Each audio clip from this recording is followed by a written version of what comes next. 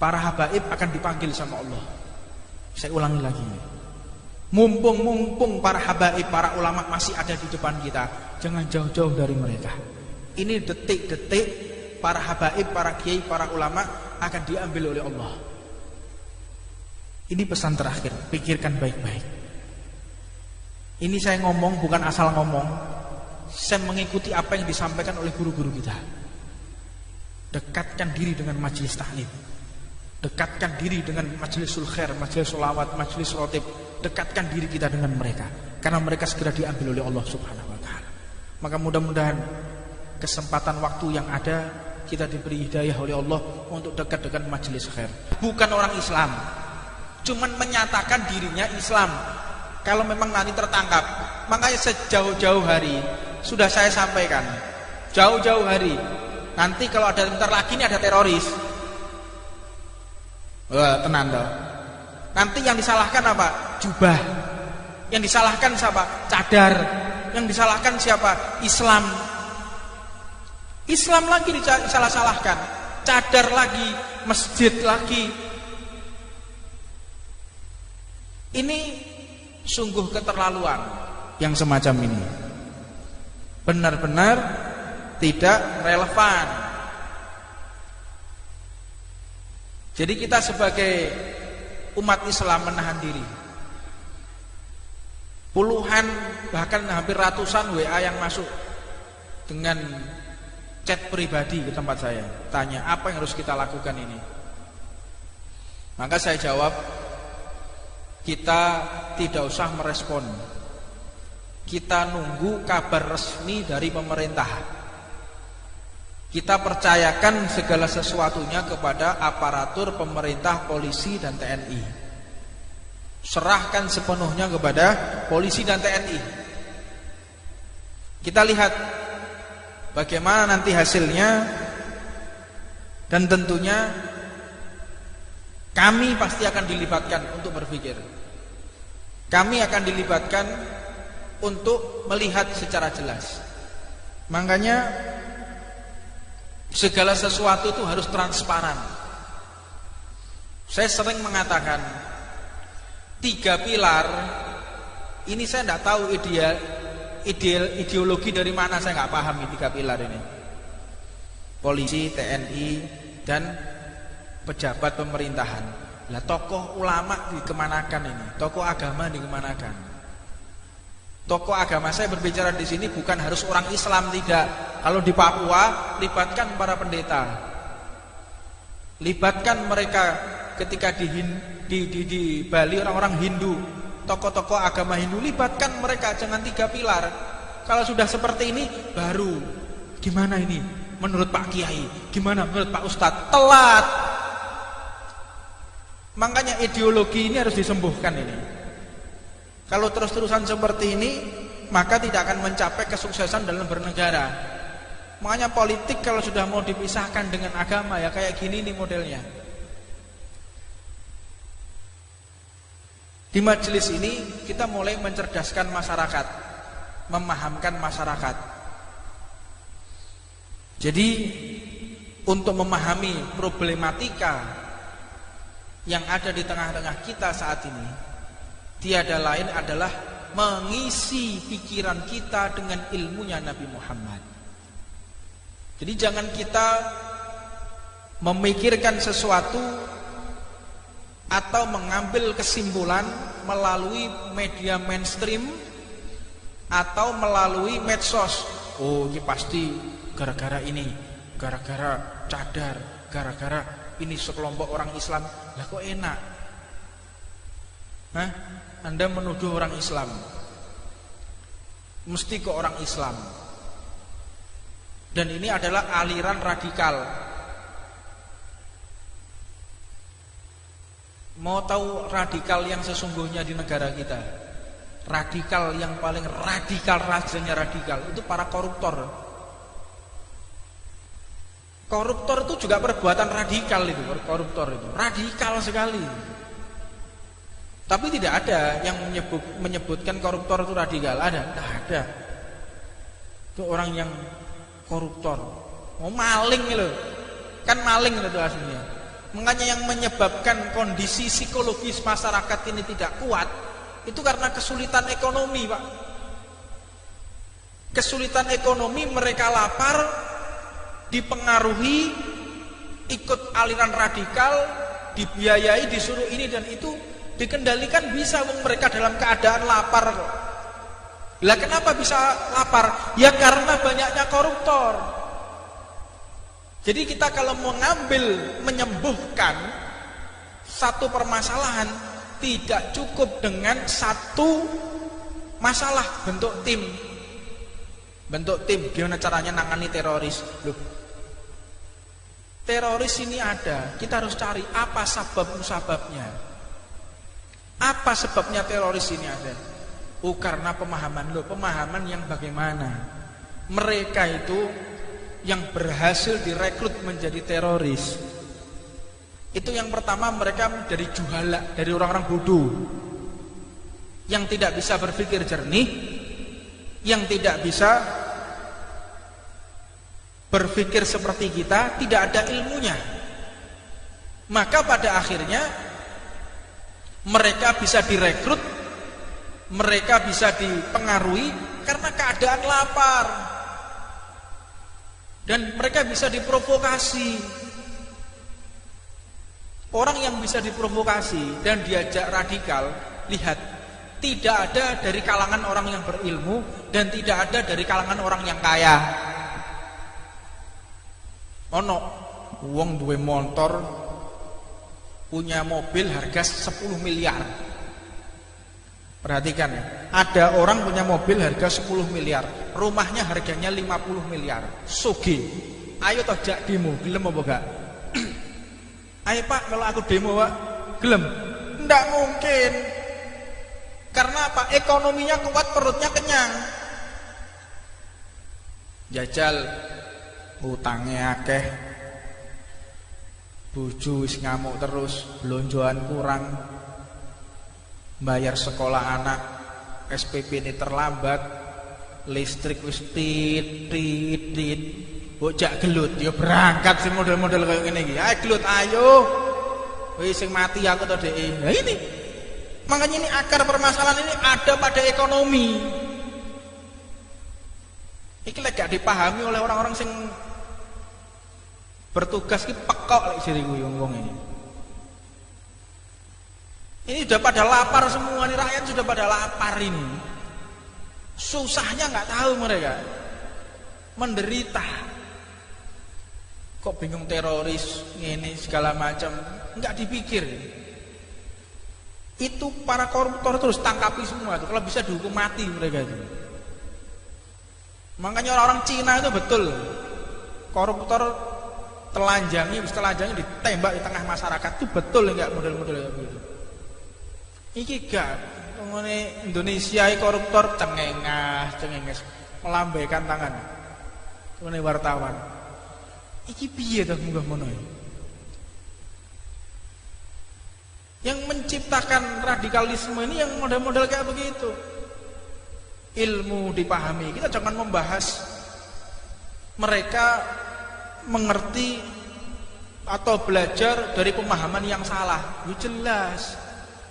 Matongone datang ke mereka, kamu mau ikut saya? Kita mau terang-terangan ya, kamu mau ikut saya, nanti tak biayai keluargamu. Itu banyak kasus.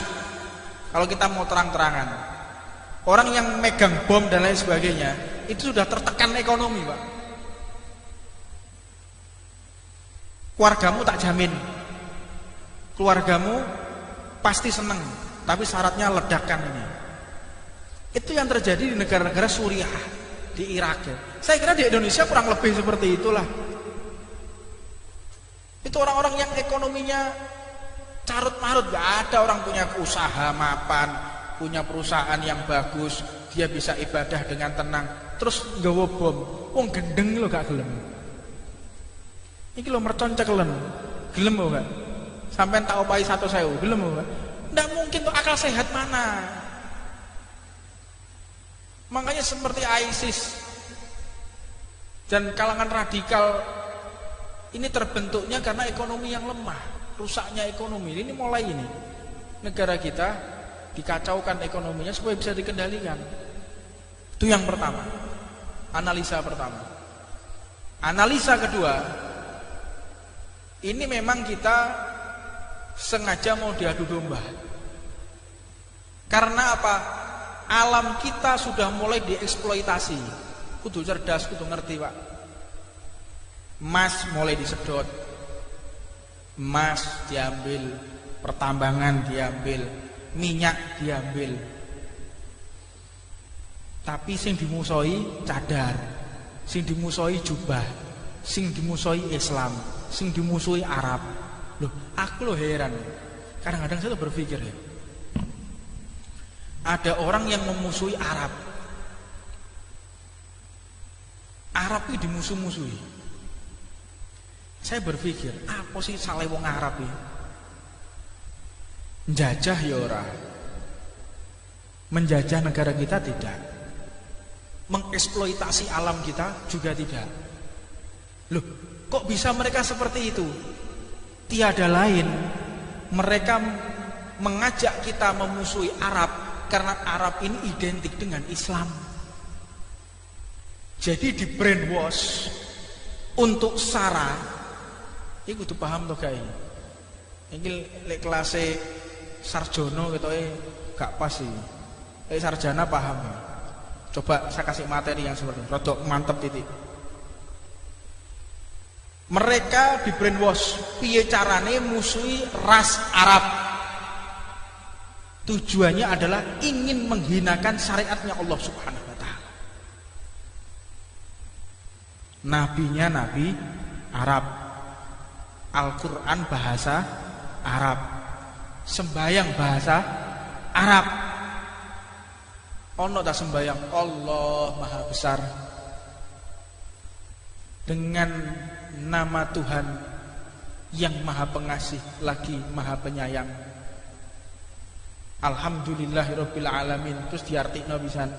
Ndah nen kok rusak iki negara iki. Mangkane dadi musaddiq. Ngerti musaddiq? Sholat itu boleh dengan menggunakan bahasa Indonesia agar kita bisa mengerti maknanya. Loh, ini sudah mulai brainwash. Ini bukan dia muncul tiba-tiba, tidak. Tetapi ini adalah hasil produk kader-kader para musuh negara kita. Makanya wong Islam kudu cerdas. Jangan kita mau diadu domba, jangan kita mau dihancurkan pikiran kita dengan sara. Sara itu sudah dihancurkan oleh Rasulullah. Dulu itu ada gobilah-gobilah. Ini Bani Hashim, ini Bani Kinanah, ini ada Bani Quraisy. Mereka itu bergobilah, bersuku-suku. Semua itu dihilangkan oleh Nabi Muhammad. Iki wong Arab, iki wong Jawa, iki wong Londo, iki wong Cina. Itu sudah dihilangkan sama Nabi Muhammad yang seperti itu. Tidak ada, semua itu sama di hadapan Allah. Kalau bahasa Indonesianya Bhinneka Tunggal Ika. Itu ajaran Nabi Muhammad. Jangan kita mengeklaim itu adalah pemikiran seseorang, salah. Itu ajaran Islam itu. Yang mengajarkan Bhinneka Tunggal Ika, yang mengajarkan Pancasila, itu semua daripada pencetusnya adalah orang yang meneladani ilmunya Nabi Muhammad SAW. Orang-orang yang mengerti Islam itu pasti Pancasila. Orang yang mengerti Islam pasti dia mengerti toleransi. Jadi jangan mau kita dibodohi sama mereka. Kalau ini adalah orang Islam, tidak ada, Pak. Orang Islam yang ngebom, orang Islam tidak ada, mana ilmunya. Makanya beberapa saat yang lalu, saat kami bertemu dengan beberapa kader yang sudah dicetak untuk menjadi teroris. Kebetulan waktu itu saya sama grup 2 Kopassus. Saya ketemu sama mereka. Saya tanya, apa tujuan Anda? Saya jihad. Anda mau jihad? Iya, saya mau jihad. Jihad itu rukunnya apa? Loh, Anda mau jihad? Iya, jihad. Jihad itu rukunnya apa? Jihad secara lughatan ada, jihad secara syar'an. Apa maksudnya jihad? Tolah atau domblong, orang ngerti apa-apa. Lah ini apa jihad? Makanya kita itu sering kali mengerjakan sesuatu tapi tidak tahu. Tidak tahu. Kadang-kadang orang Islam sendiri ditanya, Anda beragama? Ya, saya beragama. Rukunnya agama itu apa?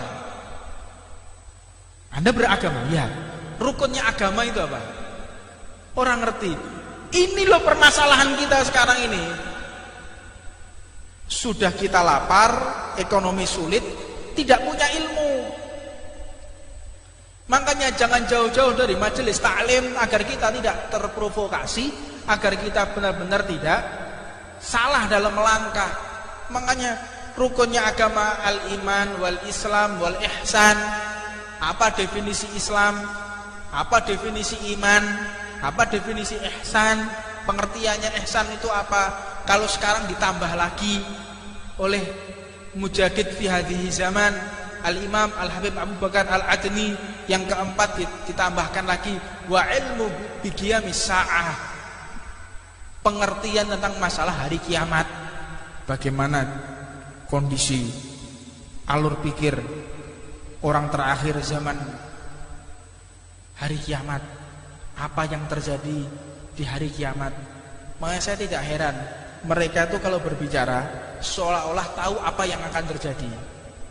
Itu bukan kasyaf, bukan cuman diperlihatkan pandangan ghaib, disingkapkan tabir ghaib, tidak, itu ilmu, Pak. Seperti kita kalau ada anak kecil, coba perhatikan ya. Kalau ada anak kecil mau minta permen, ada anak kecil mau minta mainan atau mau minta permen, ngerayu dengan kita, bahasa basinya, apakah kita tidak tahu kalau dia pengen permen, kalau pengen mainan? Pak, itu gini-gini segala macam, bahasa basi anak kecil. Kita kan tahu, oh ini kepengen permen ini, model-model ini. Kita kan tahu, opo karpe kan ngerti. Nah, mereka para alim ulama juga tahu. Ini orang kalau sudah gelagatnya seperti ini, tindak tanduknya seperti ini arahnya mau ke sini nih. Usia ilmu mereka jauh lebih tua dari kita. Jadi tahu, bukan mereka kasaf, hijab terbuka, tidak. Seperti kita dengan anak kecil tadi. Jadi yang membedakan kita dengan anak kecil itu karena kedewasaan dalam berpikir atau tingkatan ilmu. Makanya para ulama itu mengerti apa yang terjadi, bukan karena cuman mereka memang dibersihkan mata hatinya dengan ainul basirah tadi. Mereka juga mengerti ilmunya. Wa ilmu bi qiyamis saah, di antaranya adalah Habib Abu Bakar Al-Adni. Beliau sudah mengatakan, ini terakhir, penutupan terakhir. Saya ulangi pesan beliau. Sebelum ada perang Yaman, beliau sudah mengatakan hadzi ma'had satu gelak. Pondok ini akan ditutup dan kalian tidak akan pernah mendengar lagi nama habaib. Saya ingatkan lagi, ini akhir zaman. Para habaib akan dipanggil sama Allah. Saya ulangi lagi ini. Mumpung para habaib, para ulama masih ada di depan kita, jangan jauh-jauh dari mereka. Ini detik-detik para habaib, para kiai, para ulama akan diambil oleh Allah. Ini pesan terakhir, pikirkan baik-baik.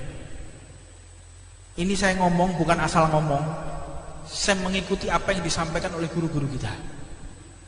Dekatkan diri dengan majelis taklim, dekatkan diri dengan majlisul khair, majelis sholawat, majelis rotib. Dekatkan diri kita dengan mereka, karena mereka segera diambil oleh Allah Subhanahu wa ta'ala. Maka mudah-mudahan kesempatan waktu yang ada, kita diberi hidayah oleh Allah untuk dekat dengan majelis khair. Rabbana atina fid dunya hasanah fil akhirati hasanah wa qina adzabannar. Allahumma barik lana fi ma baqi min sya'ban wa balighna ramadan wa aina 'ala syiyam wa aina 'ala tilawatil Qur'an wa aina 'ala sholatit tarawih. Dan mudah-mudahan terakhir saya ucapkan ribuan maaf kepada segenap tetangga, segenap jamaah. Sebentar lagi kita akan masuk bulan Ramadan dan majelis ini tidak akan pernah diliburkan. Tetap pengajian hari Senin, tetapi sore setiap hari Senin tetap kita ngaji, tidak libur. Kalau kita katakan libur, tidak ada pernah libur untuk menuntut ilmunya Nabi Muhammad. Jadi setiap hari Senin kita tetap ngaji di Masjid Muhdhar jam 4 sore. Jadi mudah-mudahan Allah Subhanahu wa taala memberikan istiqomah kepada kita semuanya. Rabbana atina fid dunya hasanah wa fil akhirati hasanah wa qina adzabannar wa 'allamana masyayikhana wa ila hadratin Nabi Muhammad. Sebelum ada perang Yaman, beliau sudah mengatakan hadzi ma'had satu gelak. Pondok ini akan ditutup dan kalian tidak akan pernah mendengar lagi nama habaib. Saya ingatkan lagi, ini akhir zaman. Para habaib akan dipanggil sama Allah. Saya ulangi lagi. Mumpung para habaib, para ulama masih ada di depan kita, jangan jauh-jauh dari mereka. Ini detik-detik para habaib, para kiai, para ulama akan diambil oleh Allah. Ini pesan terakhir, pikirkan baik-baik. Ini saya ngomong bukan asal ngomong. Saya mengikuti apa yang disampaikan oleh guru-guru kita. Dekatkan diri dengan majelis taklim. Dekatkan diri dengan majlisul khair, majlis sholawat, majlis rotib. Dekatkan diri kita dengan mereka, karena mereka segera diambil oleh Allah Subhanahu wa taala. Maka mudah-mudahan kesempatan waktu yang ada kita diberi hidayah oleh Allah untuk dekat dengan majelis khair. Bukan orang Islam, cuman menyatakan dirinya Islam. Kalau memang nanti tertangkap, makanya sejauh-jauh hari sudah saya sampaikan, jauh-jauh hari. Nanti kalau ada bentar lagi ini ada teroris,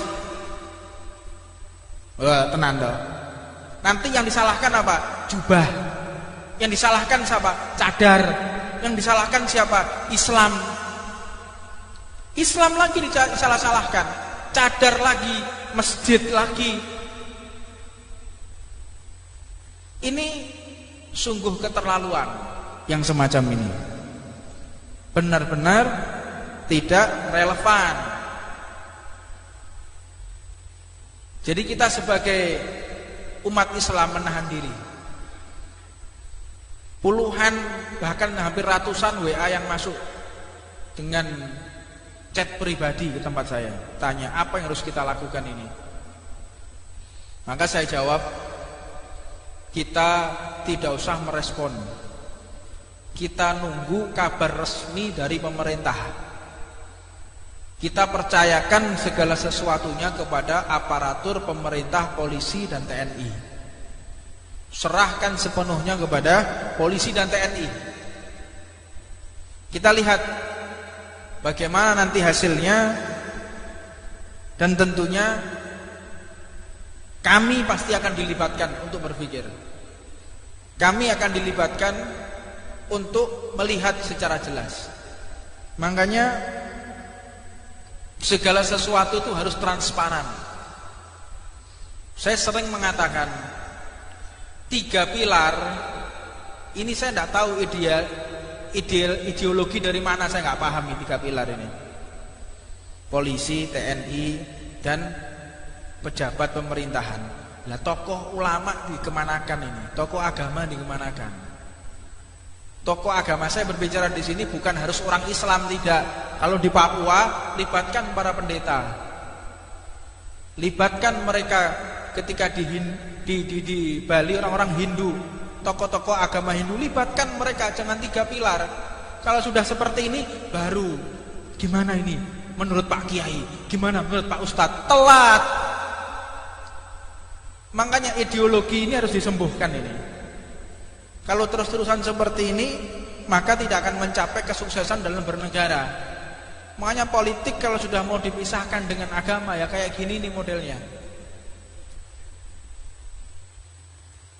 Di majelis ini kita mulai mencerdaskan masyarakat, memahamkan masyarakat.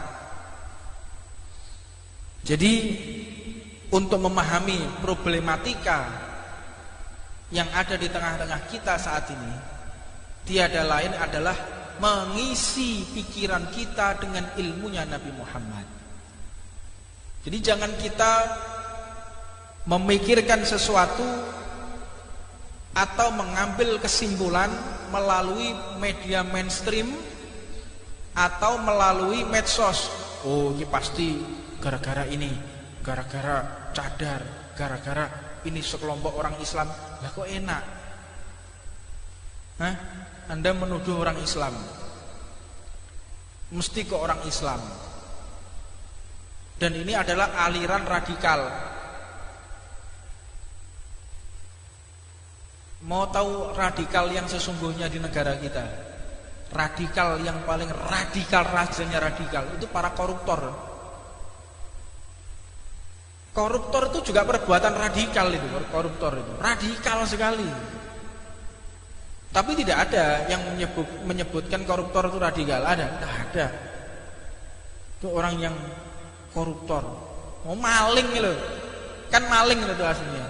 Makanya yang menyebabkan kondisi psikologis masyarakat ini tidak kuat itu karena kesulitan ekonomi, Pak.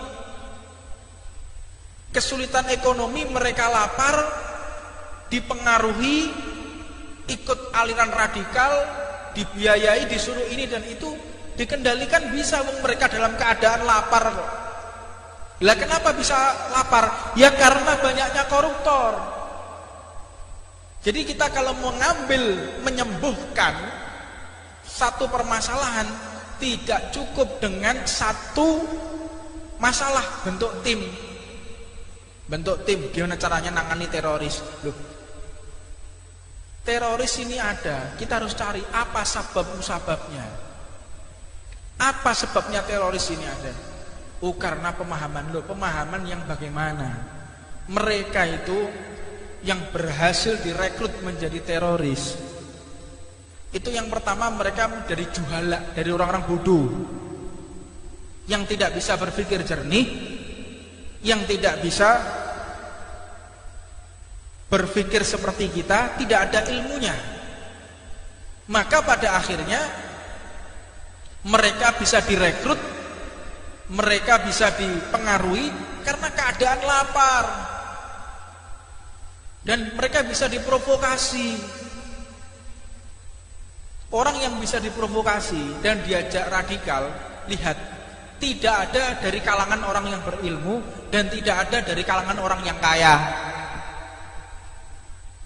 Ono wong duwe motor, punya mobil harga 10 miliar. Perhatikan ya, ada orang punya mobil harga 10 miliar, rumahnya harganya 50 miliar. Sugih. Ayo toh jak demo, gelem apa gak? Ayo Pak, kalau aku demo Pak, gelem? Nggak mungkin. Karena apa? Ekonominya kuat, perutnya kenyang. Jajal, utangnya akeh, bojo wis ngamuk terus, blonjoan kurang, bayar sekolah anak, SPP ini terlambat, listrik wis tit. Bocah gelut, ya berangkat sing model-model kayak gini. Ayo gelut, ayo. Wis sing mati aku to Dek. Nah ini. Makanya ini akar permasalahan ini ada pada ekonomi. Iki lek gak dipahami oleh orang-orang sing bertugas ki pekok lek siriku wong ini. Ini sudah pada lapar semua nih, rakyat sudah pada lapar ini. Susahnya nggak tahu mereka. Menderita. Kok bingung teroris, ini segala macam, nggak dipikir. Itu para koruptor terus tangkapi semua tuh. Kalau bisa dihukum mati mereka itu. Makanya orang-orang Cina itu betul, koruptor telanjangi ditembak di tengah masyarakat itu betul nggak model-model kayak begitu. Iki gak, ngene Indonesia koruptor cengenges melambaikan tangan. Ngene wartawan. Iki piye to munggah mono. Yang menciptakan radikalisme ini yang model-model kayak begitu. Ilmu dipahami. Kita jangan membahas mereka mengerti atau belajar dari pemahaman yang salah. Ya jelas. Matongone datang ke mereka, kamu mau ikut saya? Kita mau terang-terangan ya, kamu mau ikut saya, nanti tak biayai keluargamu. Itu banyak kasus. Kalau kita mau terang-terangan, orang yang megang bom dan lain sebagainya, itu sudah tertekan ekonomi, Pak. Keluargamu tak jamin. Keluargamu pasti seneng, tapi syaratnya ledakan ini. Itu yang terjadi di negara-negara Suriah, di Irak. Saya kira di Indonesia kurang lebih seperti itulah. Itu orang-orang yang ekonominya carut-marut, gak ada orang punya usaha mapan, punya perusahaan yang bagus, dia bisa ibadah dengan tenang. terus nggawa bom, wong gendeng lho gak gelem. Iki lho mercon cekelen, gelem kok gak? Sampeyan tak opahi 100.000, gelem kok gak? Nggak mungkin tuh, akal sehat mana? Makanya seperti ISIS dan kalangan radikal ini terbentuknya karena ekonomi yang lemah, rusaknya ekonomi. Ini mulai ini negara kita dikacaukan ekonominya supaya bisa dikendalikan. Itu yang pertama, analisa pertama. Analisa kedua, ini memang kita sengaja mau diadu domba. Karena apa? Alam kita sudah mulai dieksploitasi. Kudu cerdas, kudu ngerti, Pak. Emas mulai disedot, emas diambil, pertambangan diambil, minyak diambil. Tapi sing dimusuhi cadar, sing dimusuhi jubah, sing dimusuhi Islam, sing dimusuhi Arab. Loh, aku heran. Kadang-kadang saya berpikir ya, ada orang yang memusuhi Arab. Arab itu dimusuh-musuhi. Saya berpikir, apa sih salah wong Arab ini? Menjajah ya ora. Menjajah negara kita tidak. Mengeksploitasi alam kita juga tidak. Loh, kok bisa mereka seperti itu? Tiada lain, mereka mengajak kita memusuhi Arab karena Arab ini identik dengan Islam. Jadi di brainwash untuk sara. Ini kudu paham toh guys. Ini lek kelas sarjono ketoke gak pas sih. Lek sarjana paham ya. Coba saya kasih materi yang seperti ini, rodok mantep titik. Mereka di brainwash piye carane musuhi ras Arab. Tujuannya adalah ingin menghinakan syariatnya Allah Subhanahu wa taala. Nabinya nabi Arab. Al-Qur'an bahasa Arab. Sembayang bahasa Arab. Ono tak sembayang Allah Maha Besar dengan nama Tuhan yang Maha Pengasih lagi Maha Penyayang. Alhamdulillahirabbil alamin. Terus diartikno pisan. Ndah nen kok rusak iki negara iki. Mangkane dadi musaddiq. Ngerti musaddiq? Salat itu boleh dengan menggunakan bahasa Indonesia agar kita bisa mengerti maknanya. Loh. Ini sudah mulai brainwash. Ini bukan dia muncul tiba-tiba, tidak. Tetapi ini adalah hasil produk kader-kader para musuh negara kita. Makanya wong Islam kudu cerdas. Jangan kita mau diadu domba. Jangan kita mau dihancurkan pikiran kita dengan sara. Sara itu sudah dihancurkan oleh Rasulullah. Dulu itu ada gobilah-gobilah. Ini Bani Hashim, ini Bani Kinanah, ini ada Bani Quraisy. Mereka itu bergobilah, bersuku-suku. Semua itu dihilangkan oleh Nabi Muhammad. Iki wong Arab, iki wong Jawa, iki wong Londo, iki wong Cina. Itu sudah dihilangkan sama Nabi Muhammad yang seperti itu. Tidak ada, semua itu sama di hadapan Allah. Kalau bahasa Indonesianya Bhinneka Tunggal Ika. Itu ajaran Nabi Muhammad. Jangan kita mengeklaim itu adalah pemikiran seseorang, salah. Itu ajaran Islam itu. Yang mengajarkan Bhinneka Tunggal Ika, yang mengajarkan Pancasila, itu semua daripada pencetusnya adalah orang yang meneladani ilmunya Nabi Muhammad SAW. Orang yang ngerti Islam itu pasti Pancasila. Orang yang mengerti Islam pasti dia mengerti toleransi. Jadi jangan mau kita dibodohi sama mereka. Kalau ini adalah orang Islam, tidak ada, Pak. Orang Islam yang ngebom, orang Islam tidak ada, mana ilmunya. Makanya beberapa saat yang lalu, saat kami bertemu dengan beberapa kader yang sudah dicetak untuk menjadi teroris. Kebetulan waktu itu saya sama grup 2 Kopassus. Saya ketemu sama mereka. Saya tanya, apa tujuan Anda? Saya jihad. Anda mau jihad? Iya, saya mau jihad. Jihad itu rukunnya apa? Loh, Anda mau jihad? Iya, jihad. Jihad itu rukunnya apa? Jihad secara lughatan ada jihad secara syar'an. Apa maksudnya jihad? Tolah atau domblong, orang ngerti apa-apa. Lah ini apa jihad? Makanya kita itu sering kali mengerjakan sesuatu tapi tidak tahu. Tidak tahu. Kadang-kadang orang Islam sendiri ditanya, Anda beragama? Ya, saya beragama. Rukunnya agama itu apa? Anda beragama? Ya. Rukunnya agama itu apa? Orang ngerti. Ini loh permasalahan kita sekarang ini. Sudah kita lapar, ekonomi sulit, tidak punya ilmu. Makanya jangan jauh-jauh dari majelis taklim agar kita tidak terprovokasi, agar kita benar-benar tidak salah dalam melangkah. Makanya rukunnya agama al-iman wal islam wal ihsan. Apa definisi Islam? Apa definisi iman? Apa definisi ihsan?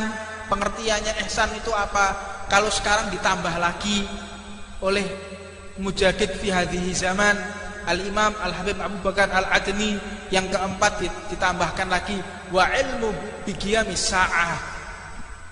Pengertian tentang masalah hari kiamat. Bagaimana kondisi alur pikir orang terakhir zaman hari kiamat, apa yang terjadi di hari kiamat. Makanya saya tidak heran mereka itu kalau berbicara seolah-olah tahu apa yang akan terjadi. Itu bukan kasyaf, bukan cuman diperlihatkan pandangan ghaib, disingkapkan tabir ghaib, tidak, itu ilmu, Pak. Seperti kita kalau ada anak kecil, coba perhatikan ya. Kalau ada anak kecil mau minta permen, ada anak kecil mau minta mainan atau mau minta permen, ngerayu dengan kita, bahasa basinya, apakah kita tidak tahu kalau dia pengen permen, kalau pengen mainan? Pak, itu gini-gini segala macam, bahasa basi anak kecil. Kita kan tahu, oh iki kepengen permen nih, model-model ini. Kita kan tahu, opo karepe kan ngerti. Nah, mereka para alim ulama juga tahu. Ini orang kalau sudah gelagatnya seperti ini, tindak tanduknya seperti ini arahnya mau ke sini nih. Usia ilmu mereka jauh lebih tua dari kita. Jadi tahu, bukan mereka kasaf, hijab terbuka, tidak. Seperti kita dengan anak kecil tadi. Jadi yang membedakan kita dengan anak kecil itu karena kedewasaan dalam berpikir atau tingkatan ilmu. Makanya para ulama itu mengerti apa yang terjadi, bukan karena cuman mereka memang dibersihkan mata hatinya dengan ainul basirah tadi, mereka juga mengerti ilmunya. Wa ilmu bi qiyamis saah, di antaranya adalah Habib Abu Bakar Al-Adni. Beliau sudah mengatakan, ini terakhir, penutupan terakhir, saya ulangi pesan beliau sebelum ada perang Yaman. Beliau sudah mengatakan, hadzi ma'had satu gelak, pondok ini akan ditutup dan kalian tidak akan pernah mendengar lagi nama habaib. Saya ingatkan lagi, ini akhir zaman, para habaib akan dipanggil sama Allah. Saya ulangi lagi, mumpung para habaib, para ulama masih ada di depan kita, jangan jauh-jauh dari mereka. Ini detik-detik para habaib, para kiai, para ulama akan diambil oleh Allah. Ini pesan terakhir, pikirkan baik-baik. Ini saya ngomong bukan asal ngomong, saya mengikuti apa yang disampaikan oleh guru-guru kita. Dekatkan diri dengan majelis taklim, dekatkan diri dengan majelisul khair, majelis sholawat, majelis rotib. Dekatkan diri kita dengan mereka, karena mereka segera diambil oleh Allah Subhanahu wa ta'ala. Maka mudah-mudahan kesempatan waktu yang ada kita diberi hidayah oleh Allah untuk dekat dengan majelis khair. Rabbana atina fid dunya hasanah fil akhirati hasanah wa qina adzabannar. Allahumma barik lana fi ma baqi min sya'ban wa balighna ramadan wa a'inna 'ala syiyam wa a'inna 'ala tilawatil Qur'an wa a'inna 'ala sholatit tarawih. Dan mudah-mudahan terakhir saya ucapkan ribuan maaf kepada segenap tetangga, segenap jamaah. Sebentar lagi kita akan masuk bulan Ramadan dan majelis ini tidak akan pernah diliburkan. Tetap pengajian hari Senin tetapi sore sore setiap hari Senin tetap kita ngaji, tidak libur. Kalau kita katakan libur, tidak ada pernah libur untuk menuntut ilmunya Nabi Muhammad. Jadi setiap hari Senin kita tetap ngaji di Masjid Muhdhar jam 4 sore. Jadi mudah-mudahan Allah Subhanahu wa taala memberikan istiqomah kepada kita semuanya. Rabbana atina fid dunya hasanah wa fil akhirati hasanah wa qina adzabannar wa 'allamana masyayikhuna wa ila hadratin Nabi. Sebelum ada perang Yaman, beliau sudah mengatakan hadzi ma'had satu gelak. Pondok ini akan ditutup dan kalian tidak akan pernah mendengar lagi nama habaib. Saya ingatkan lagi, ini akhir zaman. Para habaib akan dipanggil sama Allah. Saya ulangi lagi. Mumpung para habaib, para ulama masih ada di depan kita, jangan jauh-jauh dari mereka. Ini detik-detik para habaib, para kiai, para ulama akan diambil oleh Allah. Ini pesan terakhir, pikirkan baik-baik. Ini saya ngomong bukan asal ngomong. Saya mengikuti apa yang disampaikan oleh guru-guru kita. Dekatkan diri dengan majelis taklim. Dekatkan diri dengan majlisul khair, majelis sholawat, majelis rotib. Dekatkan diri kita dengan mereka, karena mereka segera diambil oleh Allah Subhanahu wa taala. Maka mudah-mudahan kesempatan waktu yang ada kita diberi hidayah oleh Allah untuk dekat dengan majelis khair. Bukan orang Islam, cuman menyatakan dirinya Islam. Kalau memang nanti tertangkap, makanya sejauh-jauh hari sudah saya sampaikan, jauh-jauh hari. Nanti kalau ada bentar lagi ini ada teroris, wah tenang toh. Nanti yang disalahkan apa? Jubah. Yang disalahkan siapa? Cadar. Yang disalahkan siapa? Islam. Islam lagi disalah-salahkan. Cadar lagi, masjid lagi. Ini sungguh keterlaluan yang semacam ini. Benar-benar tidak relevan. Jadi kita sebagai umat Islam menahan diri. Puluhan bahkan hampir ratusan WA yang masuk dengan chat pribadi ke tempat saya, tanya apa yang harus kita lakukan ini. Maka saya jawab, kita tidak usah merespon. Kita nunggu kabar resmi dari pemerintah. Kita percayakan segala sesuatunya kepada aparatur pemerintah, polisi dan TNI. Serahkan sepenuhnya kepada polisi dan TNI. Kita lihat bagaimana nanti hasilnya, dan tentunya kami pasti akan dilibatkan untuk berpikir. Kami akan dilibatkan untuk melihat secara jelas. Makanya segala sesuatu itu harus transparan. Saya sering mengatakan 3 pilar ini, saya tidak tahu ideologi dari mana, saya nggak paham ini 3 pilar ini. Polisi, TNI, dan pejabat pemerintahan. Lah tokoh ulama dikemanakan ini? Tokoh agama dikemanakan? Tokoh agama, saya berbicara di sini bukan harus orang Islam, tidak. Kalau di Papua, libatkan para pendeta, libatkan mereka. Ketika di Bali orang-orang Hindu, tokoh-tokoh agama Hindu, libatkan mereka. Jangan 3 pilar. Kalau sudah seperti ini, baru gimana ini menurut Pak Kiai, gimana menurut Pak Ustadz? Telat.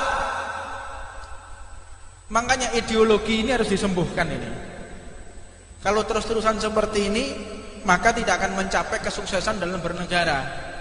Makanya politik kalau sudah mau dipisahkan dengan agama, ya kayak gini nih modelnya.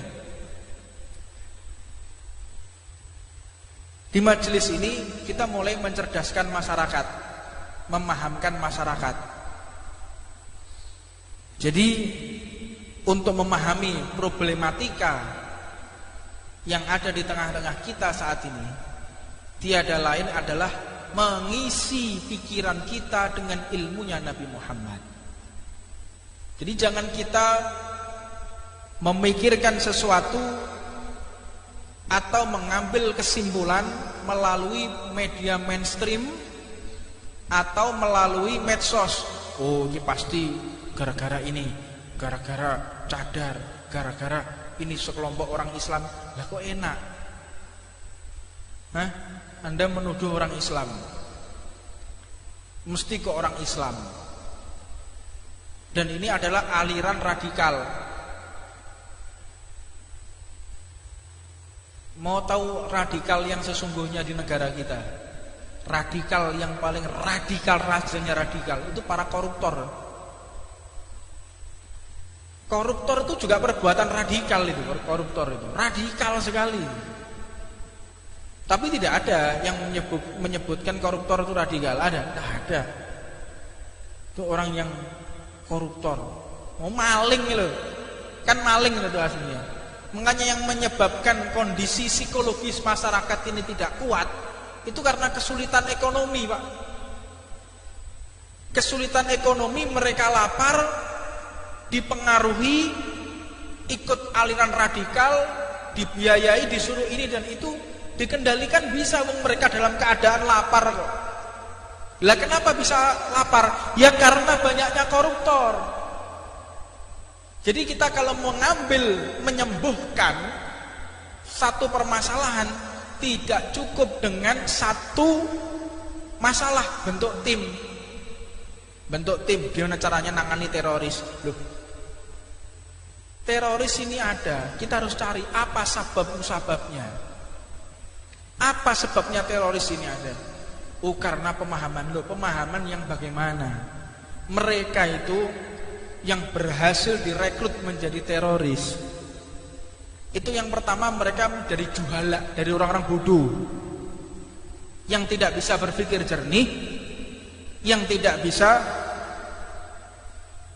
berpikir seperti kita, tidak ada ilmunya.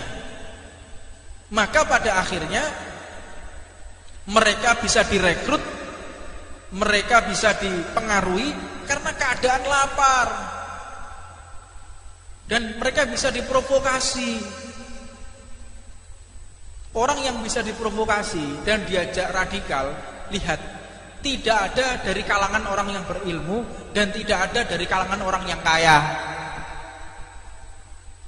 Ono wong duwe motor, punya mobil harga 10 miliar. Perhatikan ya, ada orang punya mobil harga 10 miliar, rumahnya harganya 50 miliar. Sugih. Ayo toh jak demo, gelem apa gak? Ayo Pak, kalau aku demo Pak, gelem? Nggak mungkin. Karena apa? Ekonominya kuat, perutnya kenyang. Jajal, utangnya akeh, bojo wis ngamuk terus, blonjoan kurang, bayar sekolah anak, SPP ini terlambat, listrik wis tit. Bocah gelut, yo berangkat sing model-model kayak gini iki. Ayo gelut, ayo. Wis sing mati aku to Dek. Nah ini. Makanya ini akar permasalahan ini ada pada ekonomi. Iki lek gak dipahami oleh orang-orang sing bertugas ki pekok lek siri kuwi wong-wong ini. Ini sudah pada lapar semua, nih rakyat sudah pada lapar ini. Susahnya nggak tahu mereka, menderita. Kok bingung teroris, ini segala macam, nggak dipikir. Itu para koruptor terus tangkapi semua itu. Kalau bisa dihukum mati mereka itu. Makanya orang-orang Cina itu betul, koruptor telanjangi ditembak di tengah masyarakat itu betul nggak model-model kayak begitu. Iki gak, ngene Indonesia koruptor cengenges melambaikan tangan. Ngene wartawan. Iki piye to munggah mono. Yang menciptakan radikalisme ini yang model-model kayak begitu. Ilmu dipahami. Kita jangan membahas mereka mengerti atau belajar dari pemahaman yang salah. Ya jelas. Matongone datang ke mereka, kamu mau ikut saya? Kita mau terang-terangan ya, kamu mau ikut saya, nanti tak biayai keluargamu. Itu banyak kasus. Kalau kita mau terang-terangan, orang yang megang bom dan lain sebagainya, itu sudah tertekan ekonomi, Pak. Keluargamu tak jamin. Keluargamu pasti seneng, tapi syaratnya ledakan ini. Itu yang terjadi di negara-negara Suriah, di di Irak ya. Saya kira di Indonesia kurang lebih seperti itulah. Itu orang-orang yang ekonominya carut marut, gak ada orang punya usaha mapan, punya perusahaan yang bagus, dia bisa ibadah dengan tenang, terus nggawa bom, wong gendeng lo gak gelem. Iki lo mercon cekelen, gelem lo gak? Sampai tak opai 1.000, gelem lo gak? Nggak mungkin tuh, akal sehat mana? Makanya seperti ISIS dan kalangan radikal ini terbentuknya karena ekonomi yang lemah, rusaknya ekonomi. Ini mulai ini negara kita dikacaukan ekonominya supaya bisa dikendalikan. Itu yang pertama, analisa pertama. Analisa kedua, ini memang kita sengaja mau diadu domba. Karena apa? Alam kita sudah mulai dieksploitasi. Kudu cerdas, kudu ngerti, Pak. Emas mulai disedot, emas diambil, pertambangan diambil, minyak diambil. Tapi sing dimusoi cadar, sing dimusoi jubah, sing dimusoi Islam, sing dimusoi Arab. Loh, aku heran. Kadang-kadang saya tuh berpikir ya, ada orang yang memusuhi Arab. Arab itu dimusuh-musuhi. Saya berpikir, apa sih salah wong Arab ini? Menjajah ya ora. Menjajah negara kita tidak. Mengeksploitasi alam kita juga tidak. Loh, kok bisa mereka seperti itu? Tiada lain, mereka mengajak kita memusuhi Arab karena Arab ini identik dengan Islam. Jadi di brainwash untuk sara. Ini kudu paham toh guys. Ini lek kelas sarjono gitu gak pas sih. Sarjana paham ya. Coba saya kasih materi yang seperti itu, rodok mantep titik. Mereka di brainwash piye carane musuhi ras Arab. Tujuannya adalah ingin menghinakan syariatnya Allah Subhanahu wa taala. Nabinya nabi Arab. Al-Quran bahasa Arab, sembayang bahasa Arab. Ono tak sembayang Allah Maha Besar dengan nama Tuhan yang Maha Pengasih lagi Maha Penyayang.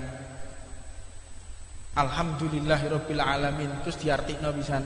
Ndah nen kok rusak iki negara iki. Mangkane dadi musaddiq. Ngerti musaddiq? Sholat itu boleh dengan menggunakan bahasa Indonesia agar kita bisa mengerti maknanya. Loh, ini sudah mulai brainwash. Ini bukan dia muncul tiba-tiba, tidak. Tetapi ini adalah hasil produk kader-kader para musuh negara kita. Makanya wong Islam kudu cerdas. Jangan kita mau diadu domba, jangan kita mau dihancurkan pikiran kita dengan sara. Sara itu sudah dihancurkan oleh Rasulullah. Dulu itu ada gobilah-gobilah. Oh, ini Bani Hashim, ini Bani Kinanah, ini ada Bani Quraisy. Mereka itu bergobilah, bersuku-suku. Semua itu dihilangkan oleh Nabi Muhammad. Oh, iki wong Arab, iki wong Jawa, iki wong Londo, iki wong Cina.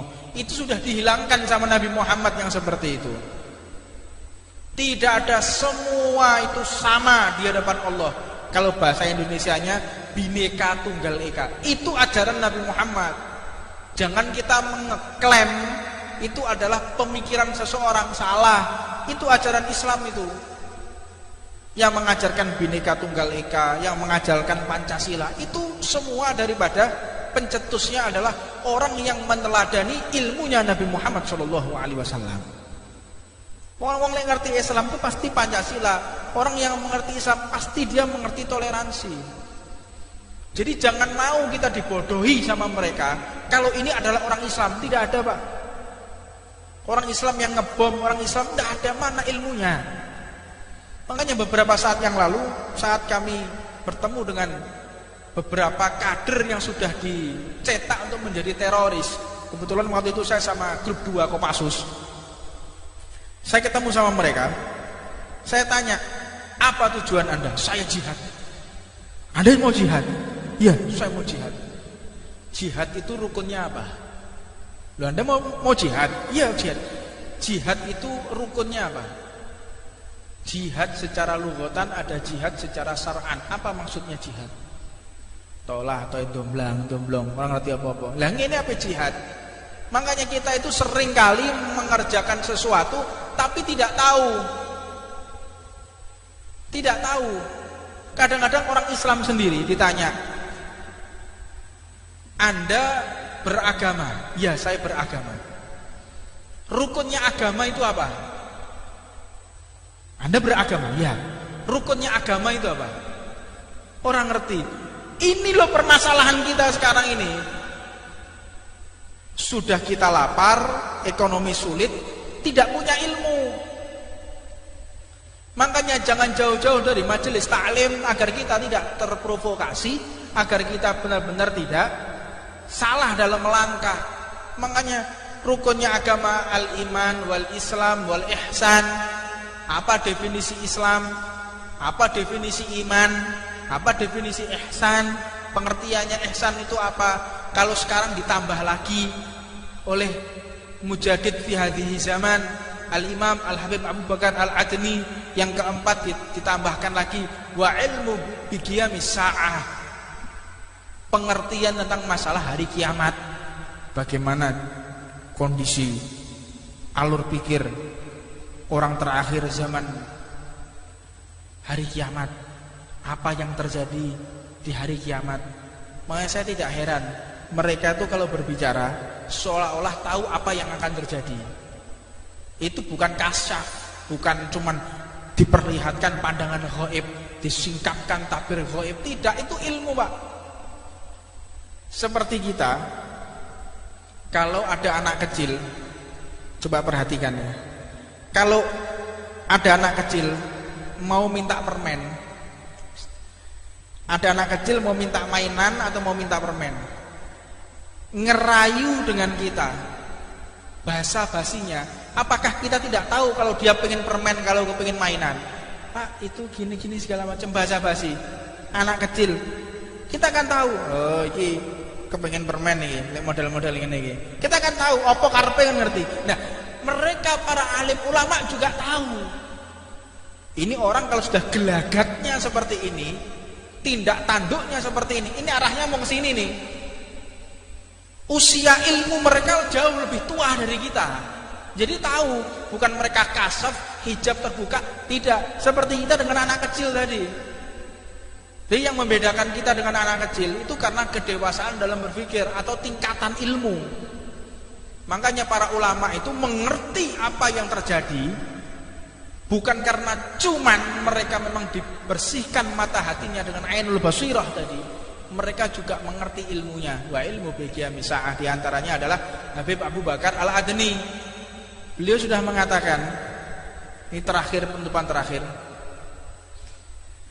saya ulangi pesan beliau.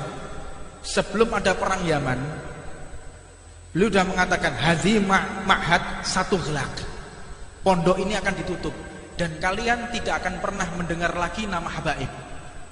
Saya ingatkan lagi, ini akhir zaman. Para habaib akan dipanggil sama Allah. Saya ulangi lagi. Mumpung para habaib, para ulama masih ada di depan kita, jangan jauh-jauh dari mereka.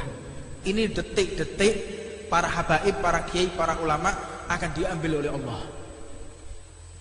Ini pesan terakhir, pikirkan baik-baik. Ini saya ngomong bukan asal ngomong, saya mengikuti apa yang disampaikan oleh guru-guru kita. Dekatkan diri dengan majelis taklim, dekatkan diri dengan majlisul khair, majelis sholawat, majelis rotib. Dekatkan diri kita dengan mereka, karena mereka segera diambil oleh Allah Subhanahu wa ta'ala. Maka mudah-mudahan kesempatan waktu yang ada, kita diberi hidayah oleh Allah untuk dekat dengan majelis khair.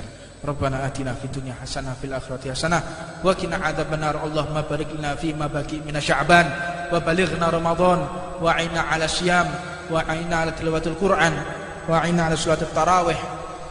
Dan mudah-mudahan terakhir saya ucapkan ribuan maaf kepada segenap tetangga, segenap jamaah. Sebentar lagi kita akan masuk bulan Ramadan dan majelis ini tidak akan pernah diliburkan. Tetap pengajian hari Senin, tetapi sore setiap hari Senin tetap kita ngaji, tidak libur. Kalau kita katakan libur, tidak ada pernah libur untuk menuntut ilmunya Nabi Muhammad. Jadi setiap hari Senin kita tetap ngaji di Masjid Muhdhar jam 4 sore. Jadi mudah-mudahan Allah Subhanahu wa taala memberikan istiqomah kepada kita semuanya. Rabbana atina fid dunya hasanah wa fil akhirati hasanah wa qina adzabannar wa 'alamana masyayikhana wa ila hadratin Nabi Muhammad.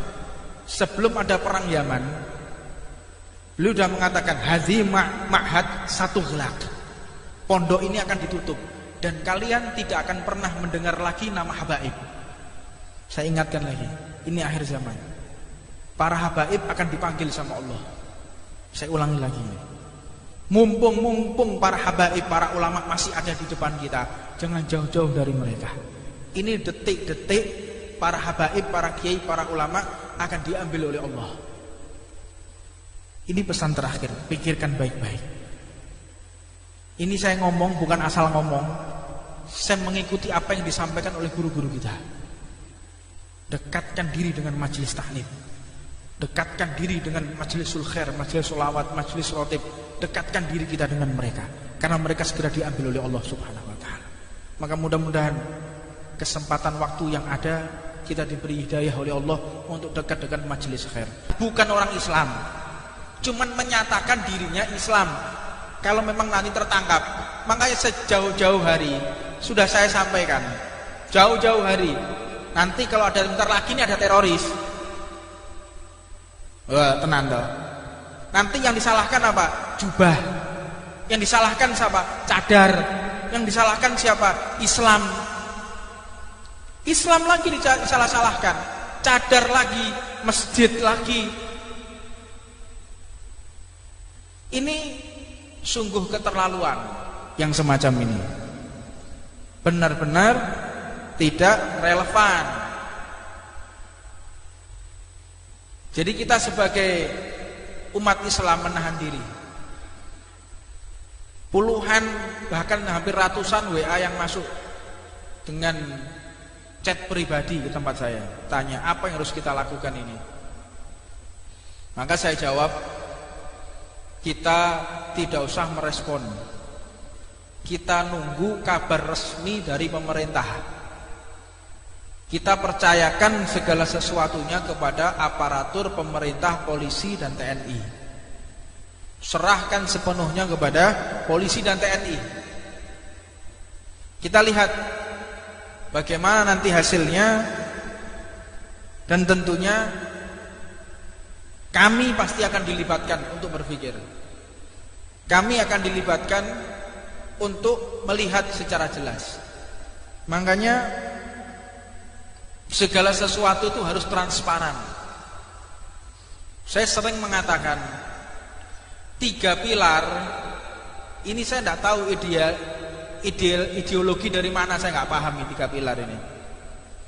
Polisi, TNI, dan pejabat pemerintahan.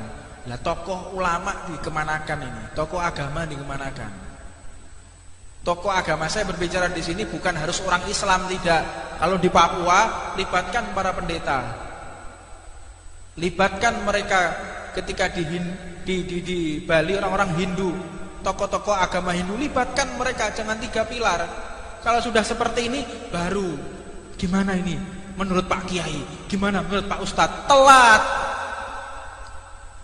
Makanya ideologi ini harus disembuhkan ini. Kalau terus-terusan seperti ini, maka tidak akan mencapai kesuksesan dalam bernegara. Makanya politik kalau sudah mau dipisahkan dengan agama, ya kayak gini nih modelnya. Di majelis ini kita mulai mencerdaskan masyarakat, memahamkan masyarakat. Jadi untuk memahami problematika yang ada di tengah-tengah kita saat ini, tiada lain adalah mengisi pikiran kita dengan ilmunya Nabi Muhammad. Jadi jangan kita memikirkan sesuatu atau mengambil kesimpulan melalui media mainstream atau melalui medsos. Oh, ini pasti gara-gara ini, gara-gara cadar, gara-gara ini sekelompok orang Islam. Lah kok enak? Hah? Anda menuduh orang Islam, mesti ke orang Islam. Dan ini adalah aliran radikal. Mau tahu radikal yang sesungguhnya di negara kita? Radikal yang paling radikal, rajanya radikal itu para koruptor.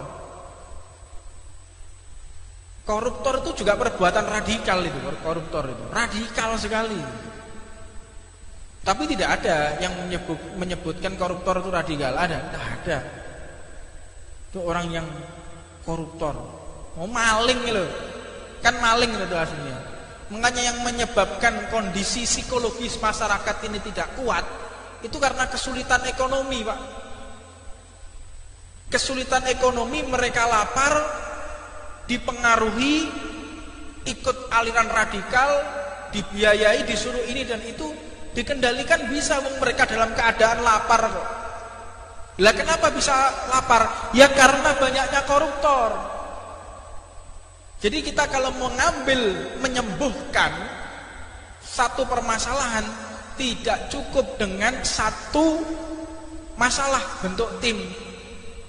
Bentuk tim, gimana caranya nangani teroris? Loh, teroris ini ada, kita harus cari apa sebab-musababnya. Apa sebabnya teroris ini ada? Oh, karena pemahaman. Loh, pemahaman yang bagaimana? Mereka itu yang berhasil direkrut menjadi teroris itu yang pertama mereka menjadi juhala, dari orang-orang bodoh yang tidak bisa berpikir jernih, yang tidak bisa berpikir seperti kita, tidak ada ilmunya. Maka pada akhirnya mereka bisa direkrut, mereka bisa dipengaruhi karena keadaan lapar. Dan mereka bisa diprovokasi. Orang yang bisa diprovokasi dan diajak radikal, lihat, tidak ada dari kalangan orang yang berilmu dan tidak ada dari kalangan orang yang kaya.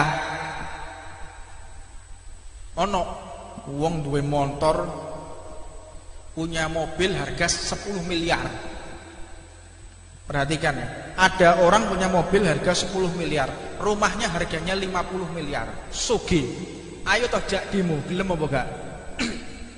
Ayo Pak, kalau aku demo Pak, gelem? Nggak mungkin. Karena apa? Ekonominya kuat, perutnya kenyang. Jajal, hutangnya akeh, bojo wis ngamuk terus, blonjoan kurang, bayar sekolah anak, SPP ini terlambat, listrik wis tit. Bocah gelut, ya berangkat sih model-model kayak gini. Ayo gelut, ayo. Wis sing mati aku to dhek. Nah ini. Makanya ini akar permasalahan ini ada pada ekonomi. Iki lek gak dipahami oleh orang-orang sing bertugas ki pekok lek jeriku wong ini. Ini sudah pada lapar semua nih, rakyat sudah pada lapar ini. Susahnya nggak tahu mereka, menderita. Kok bingung teroris, ini segala macam, nggak dipikir. Itu para koruptor terus tangkapi semua tuh. Kalau bisa dihukum mati mereka itu. Makanya orang-orang Cina itu betul, koruptor telanjangi ditembak di tengah masyarakat itu betul nggak model-model kayak begitu. Iki gak, ngene Indonesia koruptor cengenges, melambaikan tangan. Ngene wartawan.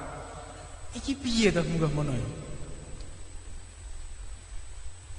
Yang menciptakan radikalisme ini yang model-model kayak begitu.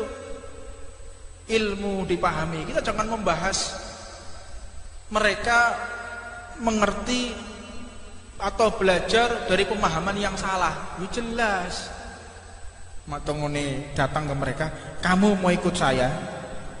Kita mau terang-terangan ya, kamu mau ikut saya, nanti tak biayai keluargamu. Itu banyak kasus.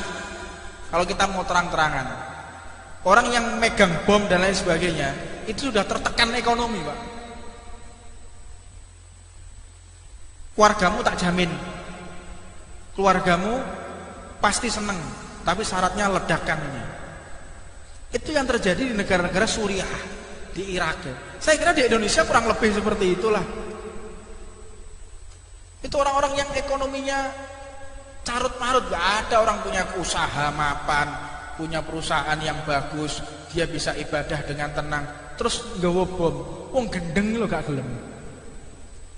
Iki lo mercon cekelen, gelem lo gak? Sampai tak opahi 1.000, gelem lo gak?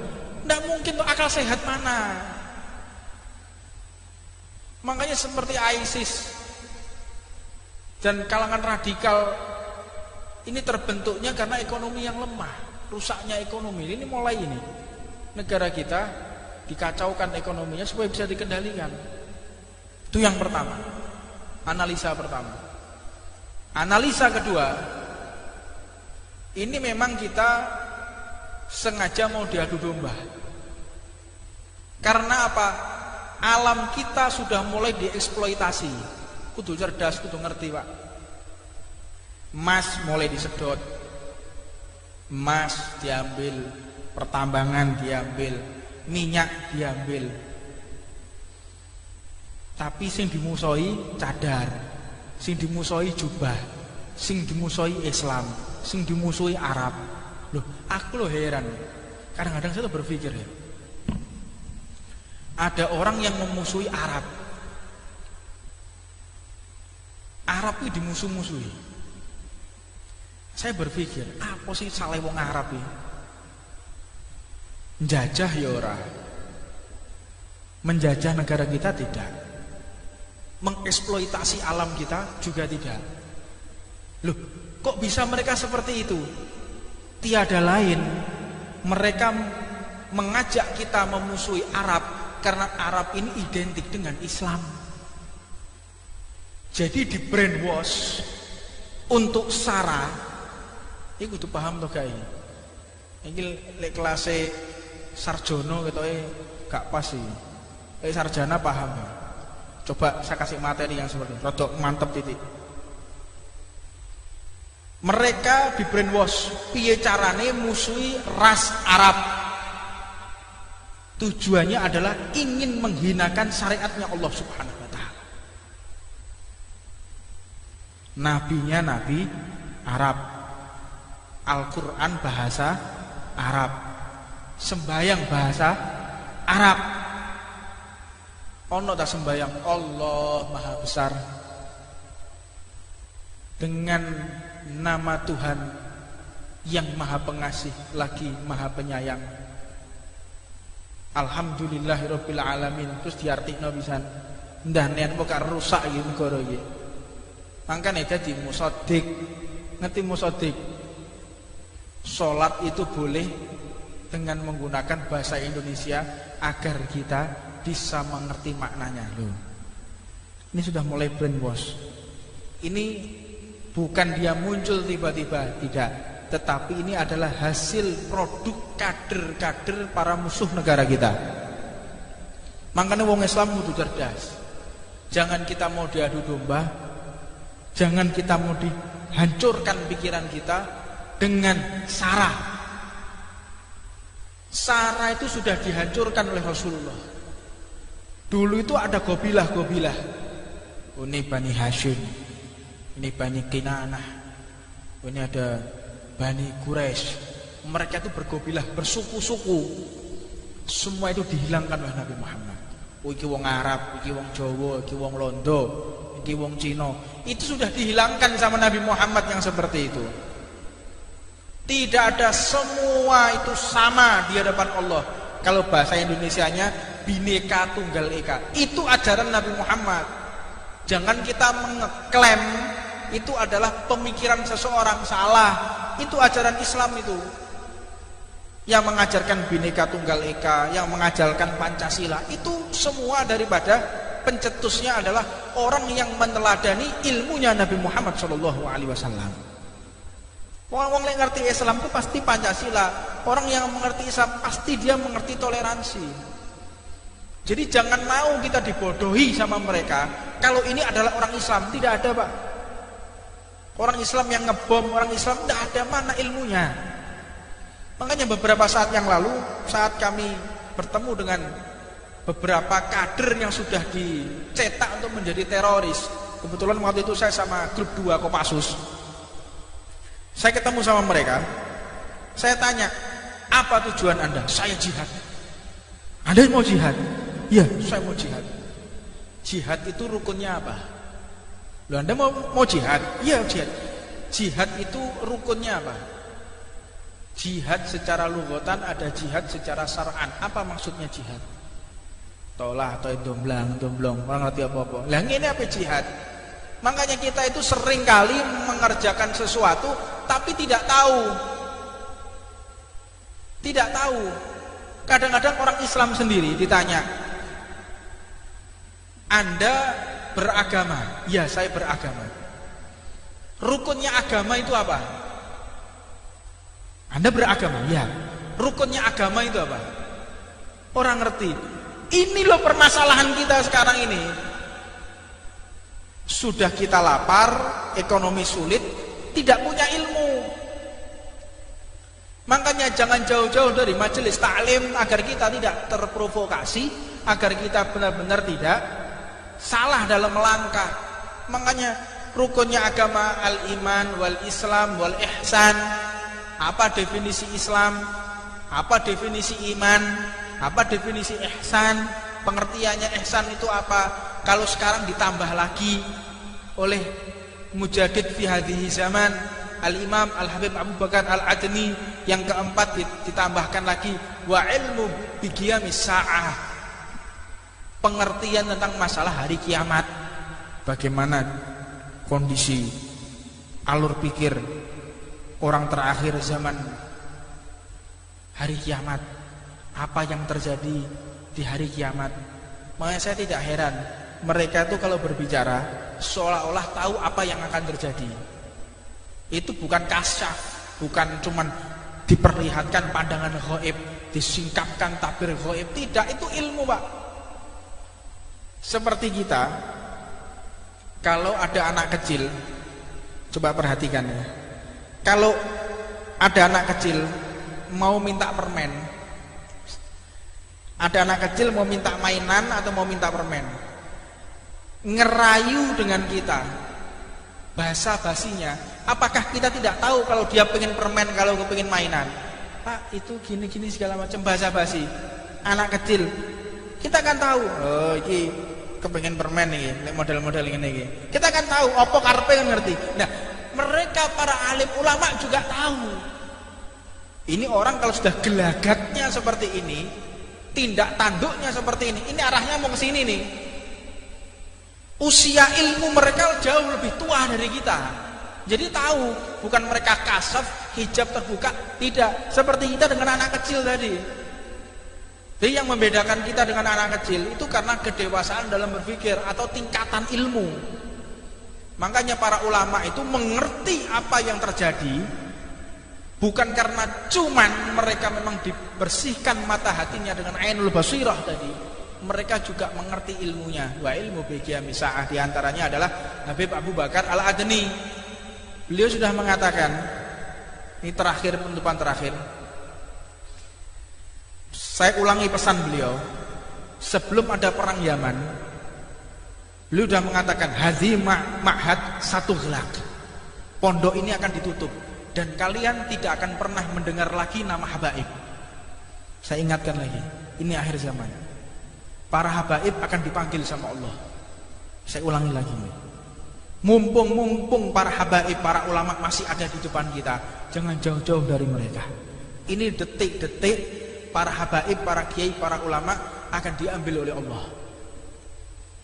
Ini pesan terakhir, pikirkan baik-baik. Ini saya ngomong bukan asal ngomong, saya mengikuti apa yang disampaikan oleh guru-guru kita. Dekatkan diri dengan majelis taklim, dekatkan diri dengan majelisul khair, majelis sholawat, majelis rotib. Dekatkan diri kita dengan mereka, karena mereka segera diambil oleh Allah Subhanahu wa ta'ala. Maka mudah-mudahan kesempatan waktu yang ada kita diberi hidayah oleh Allah untuk dekat dengan majelis khair. Rabbana atina fid dunya hasanah fil akhirati hasanah wa qina adzabannar. Allahumma barik lana fi ma baqi min sya'ban wa balighna ramadan wa a'inna 'ala siyam wa a'inna 'ala tilawatil Qur'an wa a'inna 'ala salatit tarawih. Dan mudah-mudahan terakhir saya ucapkan ribuan maaf kepada segenap tetangga, segenap jamaah. Sebentar lagi kita akan masuk bulan Ramadan dan majelis ini tidak akan pernah diliburkan. Tetap pengajian hari Senin, tetapi sore setiap hari Senin tetap kita ngaji, tidak libur. Kalau kita katakan libur, tidak ada pernah libur untuk menuntut ilmunya Nabi Muhammad. Jadi setiap hari Senin kita tetap ngaji di Masjid Muhdhar jam 4 sore. Jadi mudah-mudahan Allah Subhanahu wa taala memberikan istiqomah kepada kita semuanya. Rabbana atina fid dunya hasanah wa fil akhirati hasanah wa qina adzabannar wa 'ala man masyayikhuna wa ila hadratin